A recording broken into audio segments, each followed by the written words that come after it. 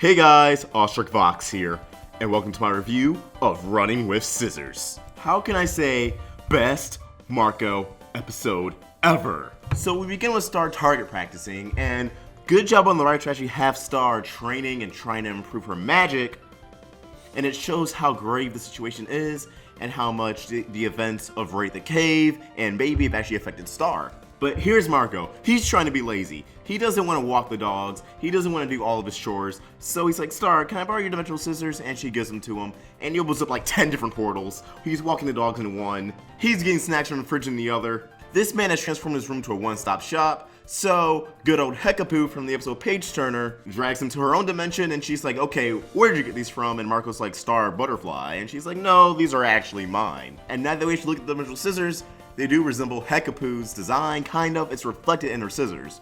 And that makes me think, because Ludo's scissors also had like his own little design. So they have this planned out for a while. Heckapoo was always a planned out character if this episode is any indication. Anyway, so she wants Marco to own his own scissors. All he has to do is blow out the flame on top of Heckapoo's head. The problem is, not only is Heckapoo insanely fast, but she makes like 100 shadow clones of her. She goes full shadow clone jutsu in here. And at first, Marco outsmarts her and blows up the flame on top of her head, but it turns out that was a fake Heckapoo. So Marco spends, get this, 16 years blowing out all the candles on Heckapoo's head, blowing out all the flames. We have a time skip. This man is fully grown up. He has a dragon cycle. He's doing wind physics with a sword. He learned sword fighting. Marco learned sword fighting. And he confronts Heckapoo, and he blows up the last flame, and gets his own pair of dimensional scissors. And then Star comes in and it's like, it's only been like 8 minutes on Earth, why are you so old? At first she doesn't even recognize Marco, she's like, who are you, handsome stranger? And the exchange between Marco and Star when they reunite reflects the exchange they had in the episode Blood Moon Ball, like word for word before she realized it was Marco both times. And Marco's like, actually, I'm not going back. I like my life here. Girl, you crazy if you think I'm going back. And Star's like, what about your family and friends and me? And I like how Star didn't mention Jackie and Marco didn't mention Jackie either.